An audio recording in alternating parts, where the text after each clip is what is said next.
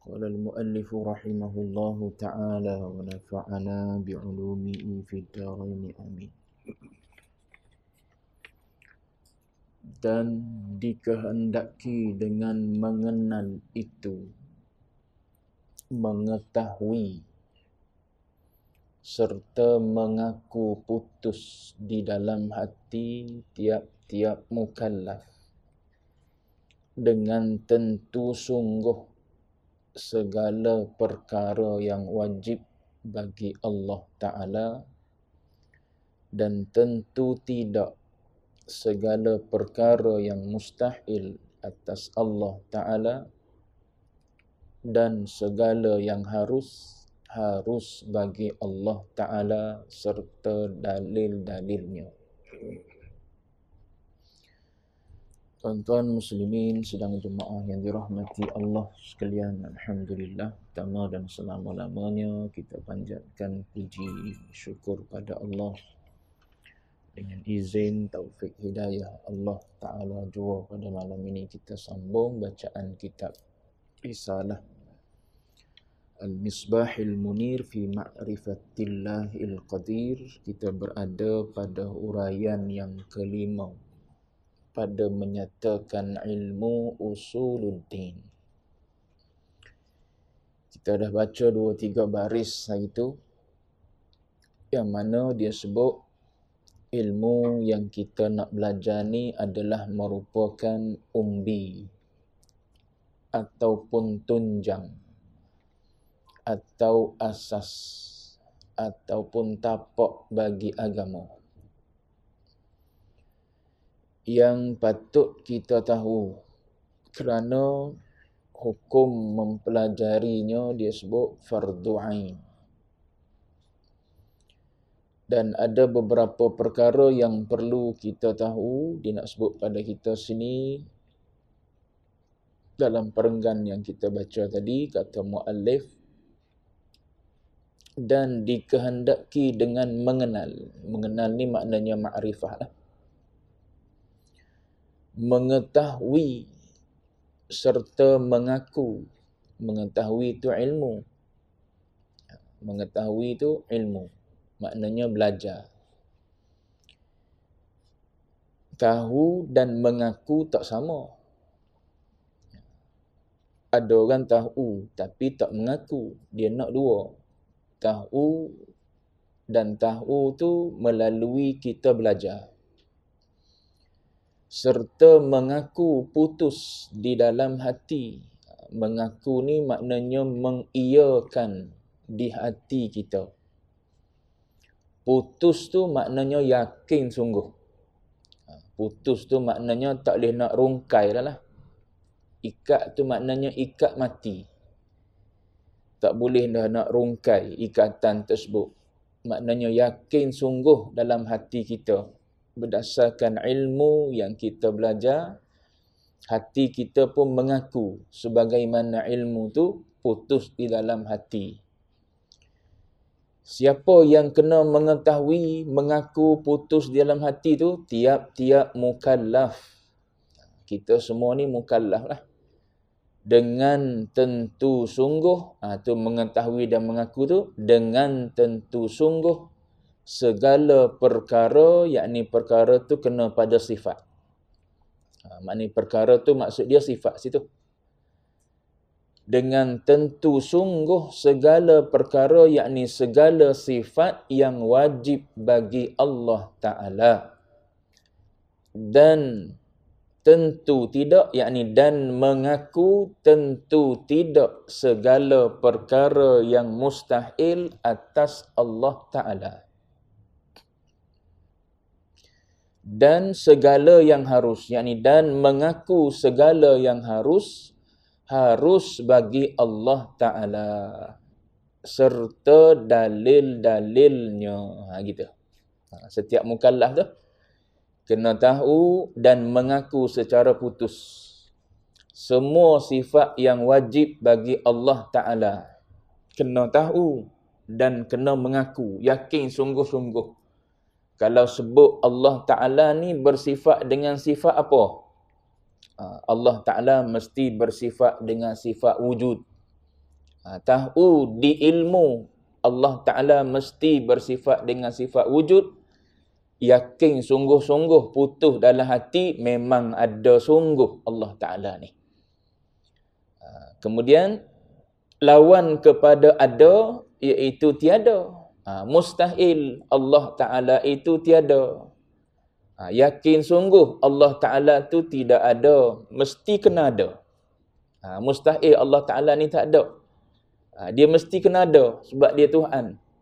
Arabi pun boleh percaya adanya pencipta. Bila orang tanya dia, mu tahu mana, dia kata adanya Tuhan, adanya pencipta. Tu dia kata mu tengok tai unta tu menunjukkan adalah tuan unta. Tu secara Arabi. Arabi ni maknanya orang Badui kampung. Orang Badui kampung pun boleh yakin hanya melihat perkara-perkara yang ada di sekeliling dia. Bila mana ada tahi unta, mesti ada tuan dia iaitu unta. Begitulah bila adanya kita, adanya alam, mesti ada pencipta. Maka mustahil lah tidak ada Tuhan. Wajib ada Tuhan. Dan mesti juga tahu dan mengaku putus dalam hati segala yang harus, yakni segala sifat yang harus.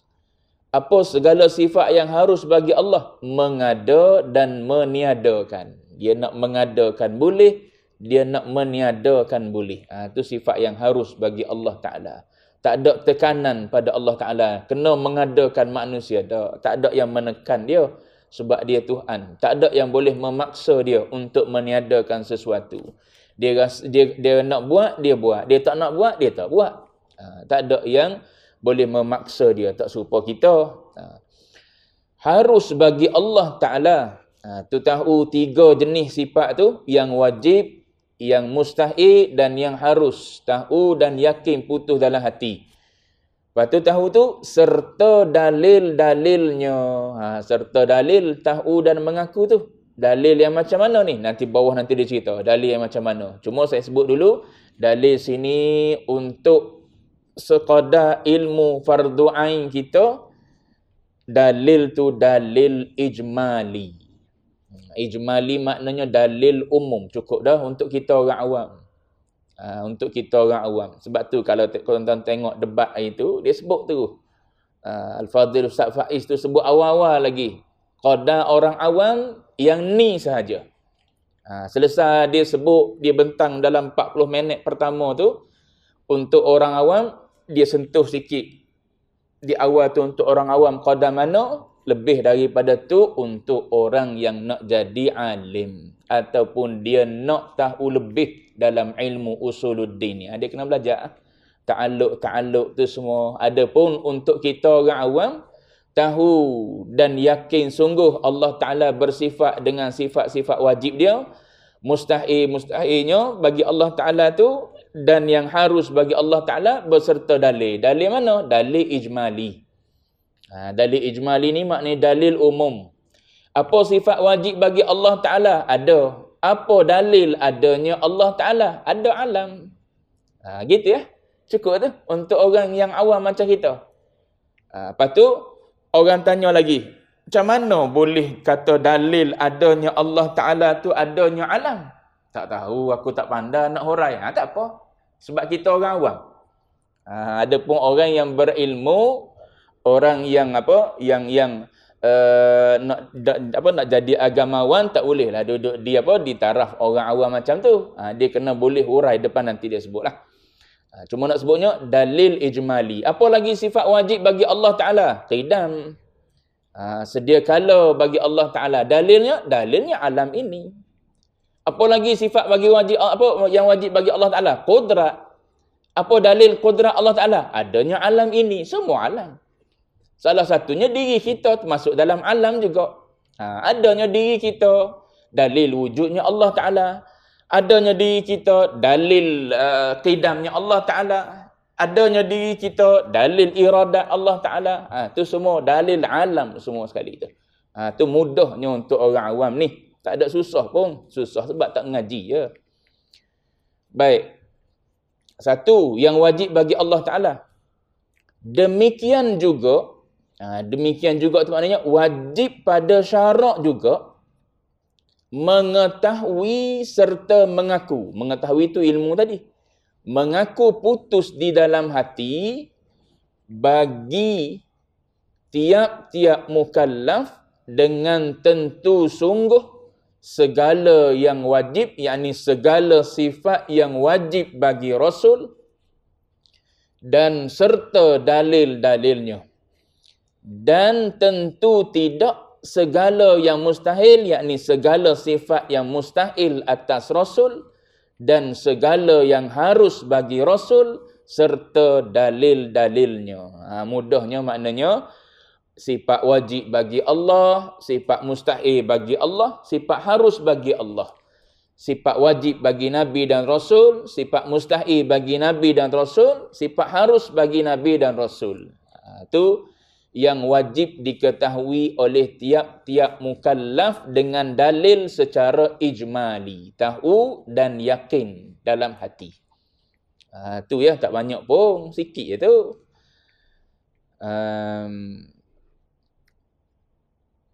Segala yang wajib bagi Nabi dan Rasul, segala yang harus, segala yang mustahil bagi Nabi dan Rasul, dan segala yang harus bagi Nabi dan Rasul, serta dalil-dalilnya. Apa sifat yang harus bagi Nabi dan Rasul? Bersifat dengan sifat manusiawi. A'rad basyariyah dipanggil. Seorang Nabi dan Rasul ni, antara sifat yang harus pada dia ialah sifat kemanusiaan.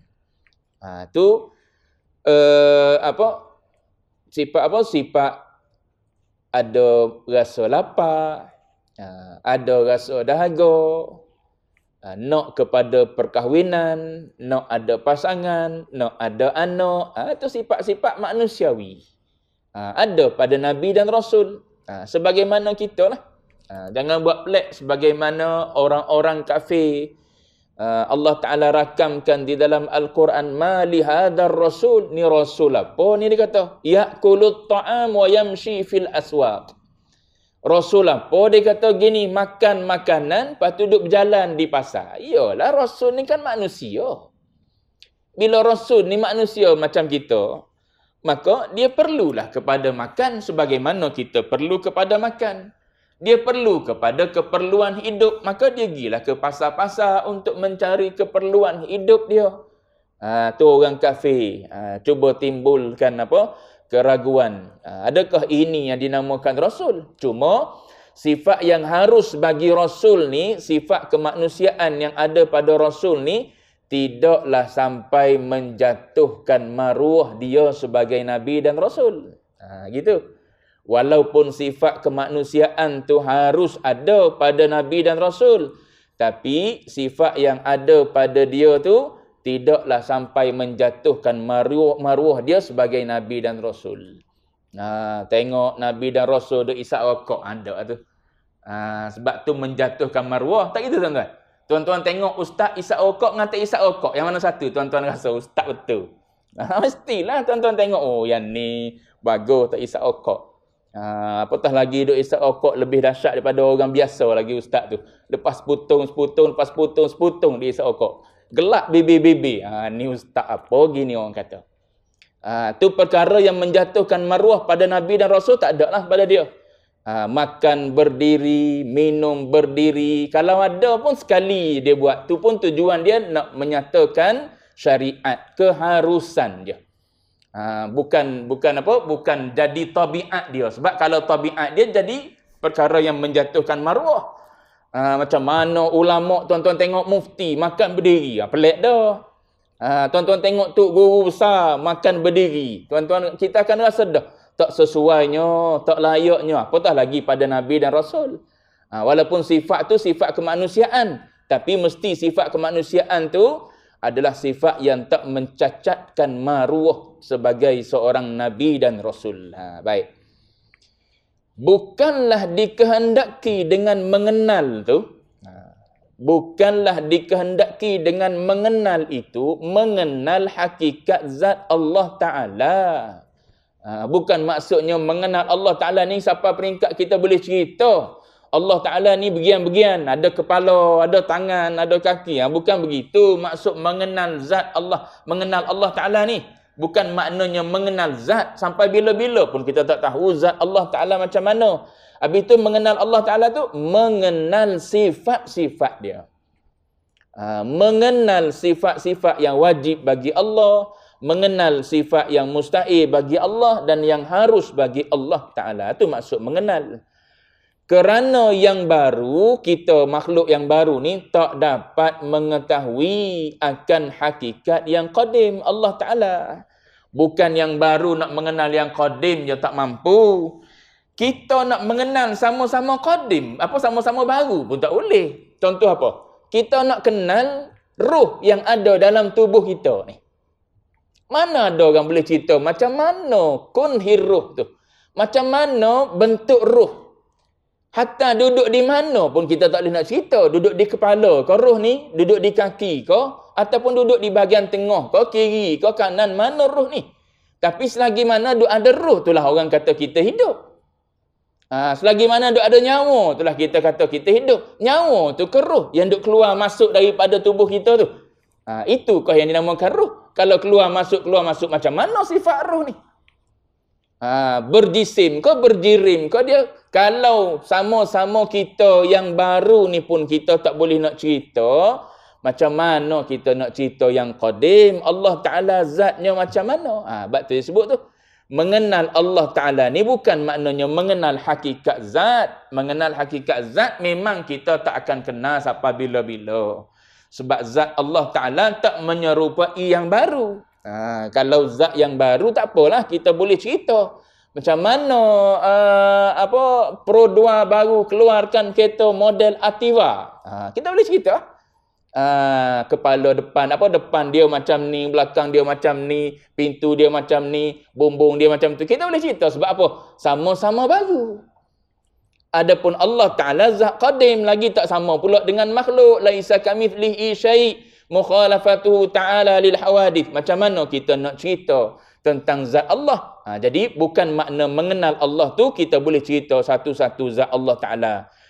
Sebagaimana orang kafir cerita Tuhan tu ada tangan, ada kaki, berjari, berkepala, berperut dan sebagainya. Tidak, itu bukan Tuhan nama dia kalau kita boleh cerita. Baik, jadi mengenal tu maksudnya mengenal sifat-sifat kesempurnaan Allah. Kemudian sifat yang mustahil bagi Allah harus bagi Allah Ta'ala. Baik. Dan keadaan mengenal Allah Ta'ala itu ialah permulaan. Mengenal Allah Ta'ala itulah permulaan dan umbi. Itulah dinamakan ilmu ini ilmu usuluddin. Itu mengenal Tuhan tu permulaan bagi ibadat kita. Bagi furu'uddin. Furu'uddin tu maknanya fiqh dan tasawuf kita lah. Kalau usuluddin ni tak ada, maknanya kita tak bertauhid, tak beriman pada Allah, semayang lekuk dahi-dahi pun tak ada apa di sisi Tuhan. Sebab tu dia kata usuluddin, umbi, permulaan. Mula-mula sekali kena kenal Allah Ta'ala lah dulu. Kenal Allah Ta'ala barulah mari furu'uddin, cabang agama, iaitu ibadah. Baru sah kita beribadat. Bila sah i'tiqad kita dengan Allah Ta'ala, maka ibadat yang kita lakukan tu diterima oleh Allah Ta'ala. Baik. Maka dengan sebab ilmu ni ilmu permulaan, maka dinamakan ilmu ini dengan ilmu usuluddin, asal kepada agama, asas kepada agama, tunjang umbi pada agama. Dan juga ilmu ni juga dengan ilmu tauhid, dinamakan juga dia dengan ilmu tauhid. Apa makna tauhid? Kerana yang mengetahui dan mengertikan ilmu ini, yakni ilmu tauhid ni, mentauhid ia akan Allah Ta'ala.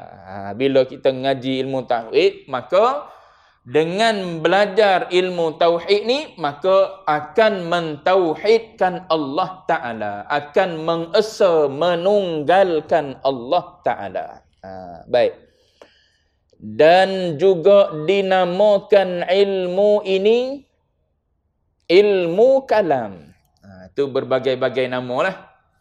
Dinamakan juga ilmu usuluddin ni dengan ilmu kalam. Dengan ilmu kalam. Kenapa? Banyak alasan-alasan dia. Cuma sini dia sebut satu daripada banyak alasan kenapa dinamakan ilmu kalam. Dalam kitab lain sebut kenapa dinamakan ilmu kalam. Sebab dalam kitab ilmu kalam ni, dalam kitab usuluddin ni, biasa dia guna setiap bab dia kata al-kalamu fi sifatil wujud. Perbicaraan tentang sifat adanya Allah Ta'ala. Dia guna gitu. Al-kalamu fi sifatil wujud. Dia tak sama dengan kitab fiqh. Kalau tuan-tuan buka kitab fiqh, dia sebut babut taharah. Bab bersuci. Babul wudu. Babus salah. Itu cara kitab fiqh susung gitu. Bab gitu. Adapun kitab usuluddin ni sebahagian kitab dia tulis al-kalamu fi apa. Maka dengan penggunaan kalam di awal-awal tu, maka dinamakanlah ilmu ini dengan ilmu kalam. Tu salah satu. Banyak kalau nak kira puluh asalnya. Alasan yang ulama tulis kenapa dinamakan dengan ilmu kalam ni. Sini diambil salah satu. Kenapa dinamakan dengan ilmu kalam? Kerana bicaraan kalam Allah Ta'ala sangat payah sehingga berlaku fitnah-fitnah kepada ulama yang dahulu-dahulu. Kan salah satu daripada sifat wajib bagi Allah Ta'ala tu adalah sifat kalam. Allah Ta'ala sebut dalam Quran kan, wa kallamallahu Musa taklima. Dan Allah Ta'ala bercakap dengan Musa. Percakapan yang macam mana ataupun sifat kalam yang macam mana tu. Quran kita panggil kalamullah juga. Kalau tanya orang definisi Quran apa, maka orang akan definisikan Quran tu dengan kalamullah. Perkataan Allah Ta'ala. Tengok-tengok di Quran ada huruf. Kalau baca bunyi suara. Bunyi kalimah-kalimah tersebut, adakah itu kalam Allah Ta'ala yang qadim? Tu perbahasan berkenaan dengan kalam tu sedikit rumit, menyebabkan hatta ulama' pun ada tergelincir. Kan zaman Imam Abu Hanifah yang Al-Quran itu disuruh ataupun diperintah supaya dikatakan Quran itu adalah makhluk. Quran itu adalah makhluk. Kalau nak kira, tengok pada kalimah-kalimah, huruf-huruf tu memang makhluk lah. Tapi kalau ulama' mengatakan Quran tu makhluk, jawab dia, kita tak akan hormatlah Quran sebab apa? Makhluk dia. Habis tu kalam Allah Ta'ala yang mana satu? Tu perbahasan dia. Kalam yang mana satu? Kalam yang ada di zat tu kalam qadim. Adapun kalam yang berbentuk lafaz itu baharu. Kan definisi kalam kan, al-kalamu huwal lafzul murakkabul mufidu bil wad'i kan. Tuan-tuan ngaji lurah gitu. Orang nahwu matan nahwu sebut gitu, al-kalamu huwal lafzu. Kalam-kalam ni iaitu lafaz. Maknanya kalau kita tulis di kertas, contoh perkataan apa? Kita eja sin alif, sin ya alif ra ta marbutah. Yang tu orang tak panggil kalam lagi. Orang panggil tulisan. Kalimah sin ya alif ra ta marbutah tu bila kita sebut sayyarah atau orang panggil kalam. Maka kalam yang bersuara, yang berbunyi itu makhluk. Allah Ta'ala bukan jenis bersuara macam kita.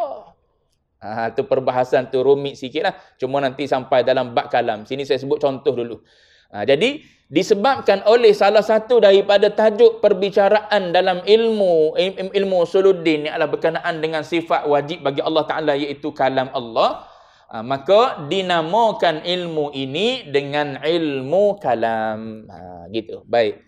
Di tiga nama dia bagi sini. Ilmu usuluddin, ilmu tauhid dan ilmu kalam. Dan dikehendaki dengan dalil. Itu dalil. Apa yang dimaksudkan dengan dalil-dalil yang di atas tadi? Mesti berserta dengan dalil tu. Dan dikehendaki dengan dalil yang wajib atas tiap-tiap mukallaf. Wajib sini maknanya wajib aini. Wajib atas tiap-tiap individu. Dalil yang ijmali, iaitu dalil umum. Iaitu, dia ajar apa tu? Dia ajar ra nun taya dia. Nak baca apa? Rantai. Renti. Bukan renti dia.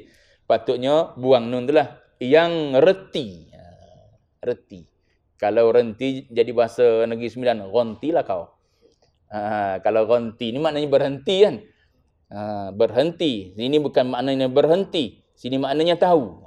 Reti-geti. Orang Kelantan panggil reti. Orang KL panggil reti kot. R-E-T-I kan. Kau bahasa bukan bahasa KL lah. Dia terpengaruh dengan bahasa luar kot. Reti. Lebih pada bahasa Patani, bahasa Pantai Timur lah ni. Dalil yang ijmali, yang umum, iaitu yang reti, yang tahu empunya dalil tu bagi dirinya, setakat diri dia. Dalil ijmali, dalil umum. Lepas tu yang reti, yang tahu empunya dalil tu bagi dirinya, untuk diri dia je.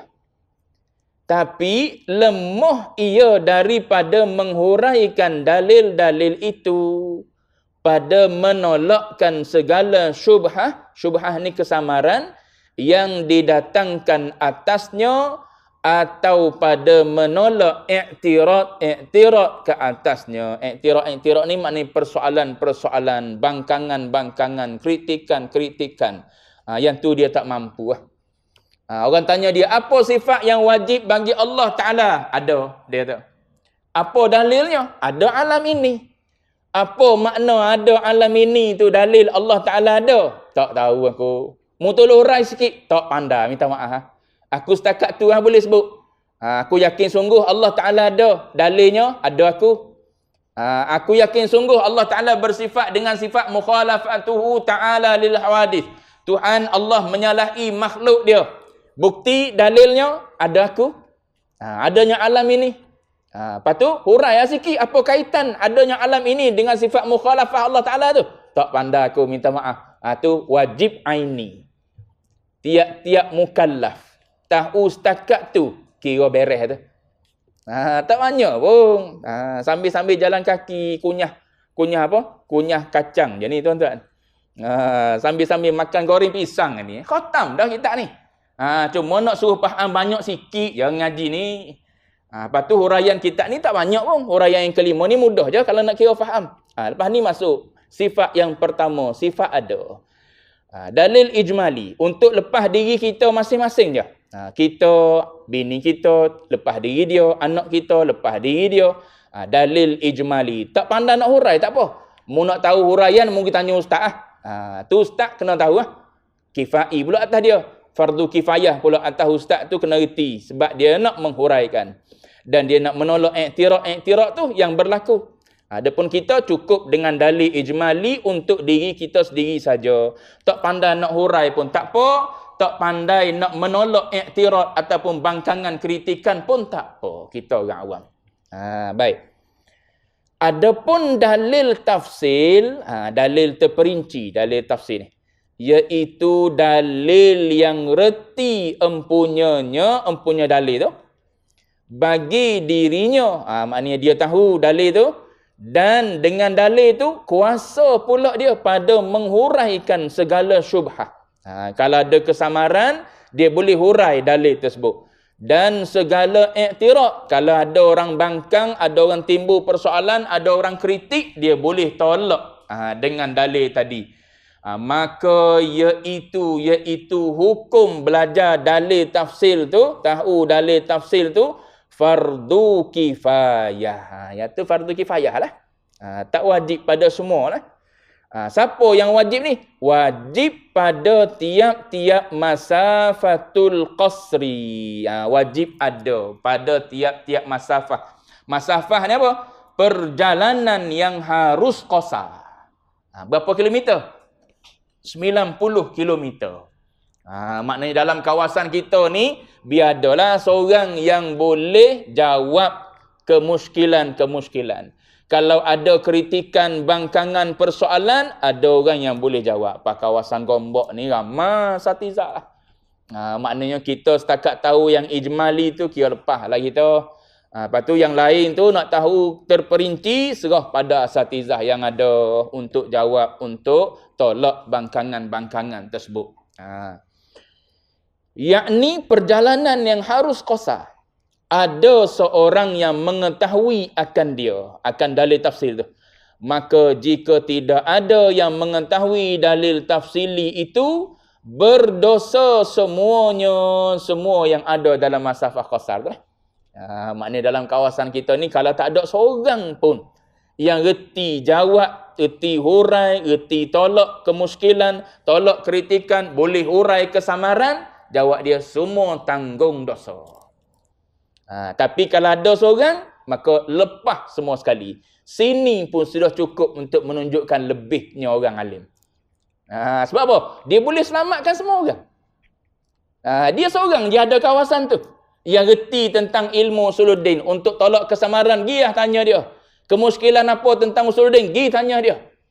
Dalam juta katakanlah penduduk kawasan tersebut, dia seorang ada, yang lain selamat. Itulah ada lebih dia. Banding dengan 999,999 ribu lagi tu, dia lebih sekali. Sebab apa? Dunia pun dia dah selamatkan orang dah. Tuan-tuan bayang di akhirat nanti. Sebab tu ngaji biar jadi orang alim. Alim agama pula boleh selamatkan manusia ni di dunia lagi, bahkan di akhirat dia boleh bantu orang tu untuk selamat di akhirat. Baik. Ni contoh sebagaimana yang pernah berlaku zaman Imam Abu Hanifah lah. Kisah masyhur antara Imam Abu Hanifah dengan Dahri. Maklum kan kisah tu? Dahri ni etis. Dahri ni dia timbulkan kemuskilan. Dia tak percaya Tuhan pun. Dia nak berdialog dengan semua ulama. Dia timbulkan kemuskilan. Kalau kamu percaya adanya Allah, adanya Tuhan, di mana Tuhan? Tunjuk padaku, di mana Tuhan? Habis ulama Baghdad tu dia tanya. Ulama-ulama tak boleh nak jawab, tak boleh nak tunjuk dalil di mana Allah. Soalan Dahri tu. Sehinggalah khalifah kata ada lagi seorang ulama besar yang boleh jawab soalanmu ni, iaitu Hammad. Syekh Hammad ni tok guru kepada Abu Hanifah, Nu'man.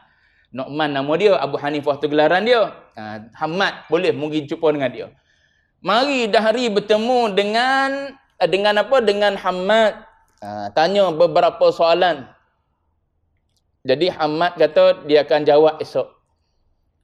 Tapi ringkas ceritanya Hammad ni duduk menung macam mana nak jawab ni. Iyalah, kalau dia tak jawab, maknanya habislah jatuh agama.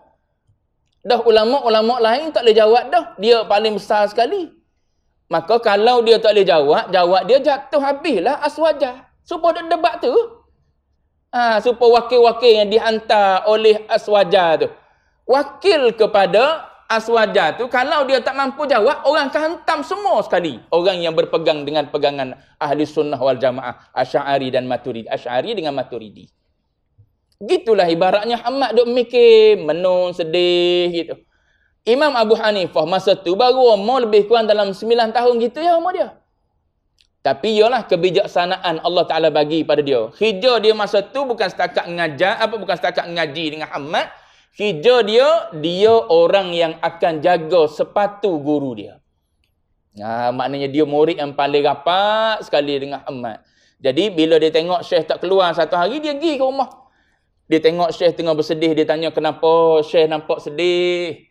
Lalu diceritakan, dia kata Dahri ni dah cabar semua ulama dah beberapa soalan dia dan tak ada orang boleh jawab. Sekarang ni khalifah minta supaya aku jawab. Dan aku berfikir macam mana nak jawab soalan Dahri ni. Kebetulan pula semalam aku bermimpi, dia kata. Aku bermimpi aku berada di satu kawasan yang luas. Di situ ada sepohon pokok yang subur, daunnya lebat, buahnya banyak. Kemudian tengah-tengah aku ada di situ pokok tu, di tengah-tengah tu tiba-tiba mari seekor babi. Dia sondol pokok tu. Jatuh habis buah-buah, daun-daun semua dia makan, buah-buah tu semua. Babi tu makan. Tiba-tiba tengah galik babi tu makan buah-buah semua pokok tersebut, mari seekor harimau menerkam babi tadi. Lalu dia kata, aku risau, dia kata takut babi yang dalam mimpi tu aku, kata Hamad. Masya Allah. Ulama besar letak diri dia situ ya. Padahal bukan babi tu dia, pokok tu Hamadnya.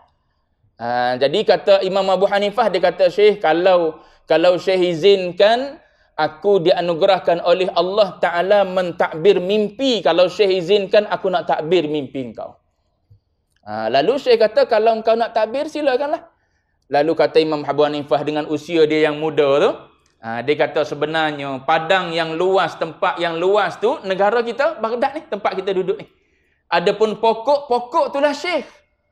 Buah-buah yang banyak tu maknanya ramai dah anak-anak murid Syekh yang dah jadi orang hebat-hebat dah, jadi guru-guru besar dah semua. Orang alim-alim dah semua. Lepas tu, mari babi itulah yang dahri tu. Mari tanya orang ni, semua sekali tak boleh jawab, semua kalah semua dengan dahri tu. Last sekali, mari harimau, kata Imam Abu Hanifah, harimau telah insya-Allah aku. Aku akan jawab. Dengan usia dia 9 tahun. Last sekali saya ringkaskan cerita, hari kejadian tu Gi siapa-siapa dahri duduk atas pentas dah. Kan nak debat kan? Mesti ada pentas debat. Dahri duduk atas pentas dah. Dia budak kecil kan? Duduklah di bawah tu. Lalu dahri pun cabar. Siapa yang nak jawab soalan aku? Abu Hanifah kata, mu tanya, mesti akan ada orang jawab. Saya ringkaskan cerita dengan bahasa saya, tuan-tuan. Mu tanya, mesti akan ada orang jawab. Last sekali dia tanya soalan tu, di mana Allah?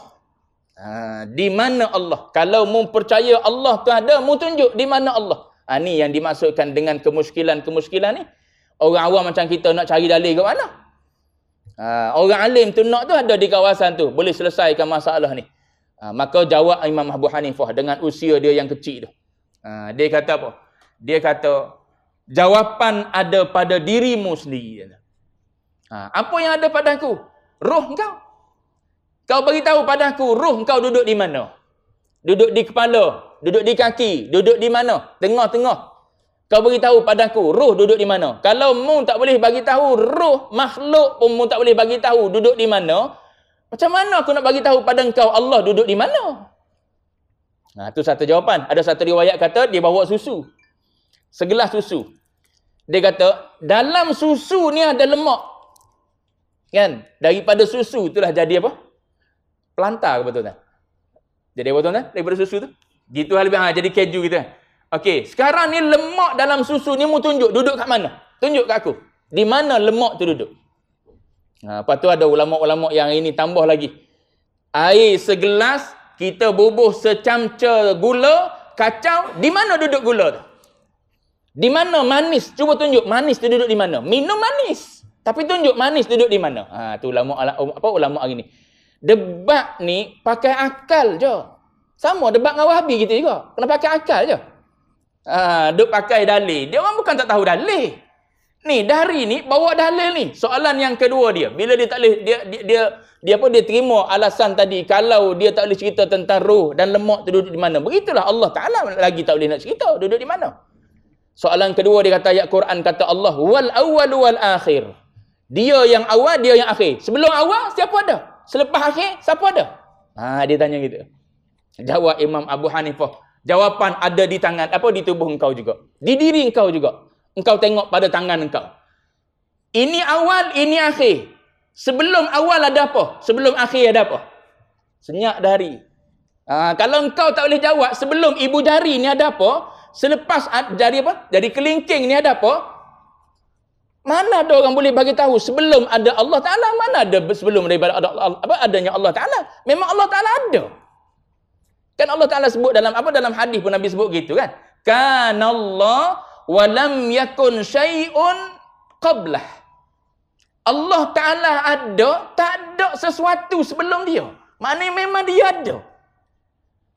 Tu. Tak ada sesuatu dah sebelah ibu jari ataupun sebelah kelingking. Tu jawab Imam Abu Hanifah. Senyap juga dari. Lepas tu soalan ketiga, ditanya lagi. Kalau Allah ada, sekarang ni dia tengah buat apa? Jawab Imam Abu Hanifah. Tak kena ni gini ni. Dia kata sepatutnya orang menjawab lah, duduk atas mimbar, duduk di stage debat. Mu yang bertanya, duduk di bawah sudahlah sebagai pendengar. Okey, dah dia kata tak apa, aku turun. Bila dah hari turun, naik dia di atas umur 9 tahun ni. Naik duduk di atas mimbar debat tu. Dia kata, kalau mu nak tahu apa yang Allah Ta'ala sedang lakukan, Allah Ta'ala sedang turunkan kebatilan, naikkan kebenaran. Aku naik ni adalah naiknya kebenaran, turun engkau adalah turunnya kebatilan. Itulah yang Allah Ta'ala sedang lakukan sekarang. Itu jawapan yang datang daripada Imam Abu Hanifah. Saya nak sebutnya contoh kena ada orang alim untuk jawab benda-benda gitu.